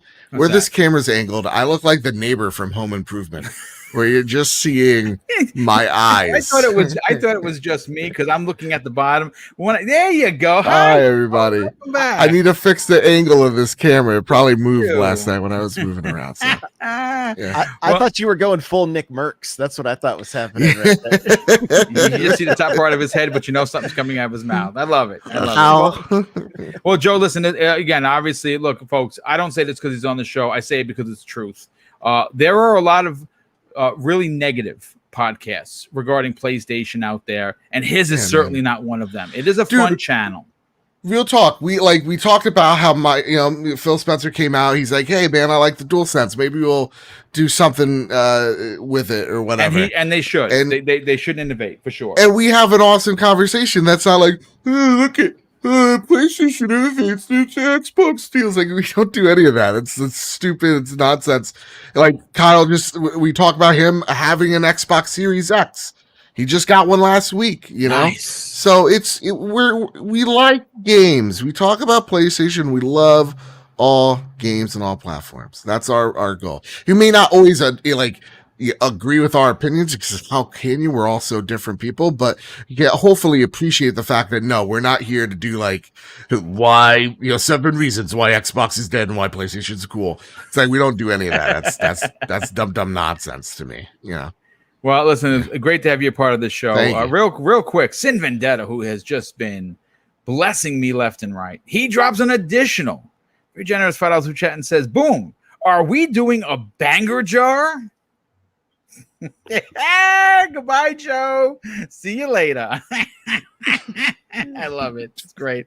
Josh, listen, sell your brand, or at least one of your 13,000 shows that you have. Talk about it. You're a big part of this show. We're glad to have you each and every week. Last week you missed out because your router took a dump. My whole internet did. Yeah, my whole internet was gone. Well, so you're back, and we appreciate it. Talk about your channel. Talk about your streaming. Talk about the Halo podcast that you've been doing, and whatever else you got going on. Yeah, we've put together like the Voltron of content creators for the Halo Infinite podcast. It's a bunch of creators, some old friends, some new friends, and we're just having a good time. It's like the good old days, honestly. Like, we're getting in. I'm the butt of almost all the jokes. So if that's something that interests you, jump into the community. You can start making fun of me as well, and we're just having a great time. It just feels like gaming is fun again, and that's it does. And the creation aspect of it doesn't feel like a chore. It's just pure joy. So Halo Infinite podcast, we're everywhere. You want to jump in the Facebook group? You want to jump in the Discord? You want to jump? I mean, everywhere. TikTok, Farmers Only. We're everywhere. So I'm just kidding. No Farmers Only. But yeah. And then you can follow me everywhere at N64Josh. And I love being here. I'm so grateful to be able to sit and chat with you guys, and it's a blast. So thank you so much. Well, we love having you, brother. You're definitely an integral part of the show, and glad to have you each and every week. And last and no way least, the smartest man in the room that really does know a thing or two about how to put a sentence together. VJ, tell everyone about what other shows you're on, and more importantly, where can people reach out to you and strike up a conversation on social media? Sure. It's funny, Boone, when I take a pause during my answers to the questions you pose, it's so sort of gravely quiet. I feel I may have either put everyone to sleep, been slung off the show, my internet's been cut off. But so anyway, in the future, feel free to cough, flatulate, or bang a drum on occasion just to let me know I still have an audience. But But I was going to say Tuesday last, 48 hours ago was my 1 year anniversary on the show. So thanks for thanks for putting up with me for so long, Boom. It's much appreciated, and thank you everyone else. And you can find me at Viewpoint Gaming on Twitter or on Stubbs Midweek Gaming on Wednesdays. I think it's 5 p.m. No, 5 p.m. Eastern Standard Time. So yeah, thanks again, Boom. Well, thank you for being here, brother. And of course, we're going to close out the show with. So, first of all, I got to thank all the super chats that came in. I mean, my God, it is just incredible. The generosity allows us to do these contests. Obviously, you don't make a lot of money on YouTube, folks. Otherwise, everyone would do YouTube. So the super chats and the channel memberships, which are everything's been reactivated, are greatly appreciated. If you want to join the channel, it's $5 or $10 a month. I don't have any real perks for it. I'm going to be honest with you. Outside of you getting 4 shows, if you want to support the channel that way, if you're not into dropping super chats and you want to do something different, the channel membership is the way to go. And there's 2 tiers, only 2 tiers. And of course, it would be greatly appreciated. And of course, when you drop super chats in, it's even more appreciated. And of course, I'm going to close out the show with something that's important to me. Hopefully one day, folks, it'll be important to you. And that's something that my dad taught us when we were kids. And he said, son, treat others how you want to be treated. And also, it doesn't cost anything to be nice. You live by those rules. And I can guarantee you're going to have an awesome day. So take care, everyone. And we'll see you next week on the newest episode of the Xbox Factor Podcast.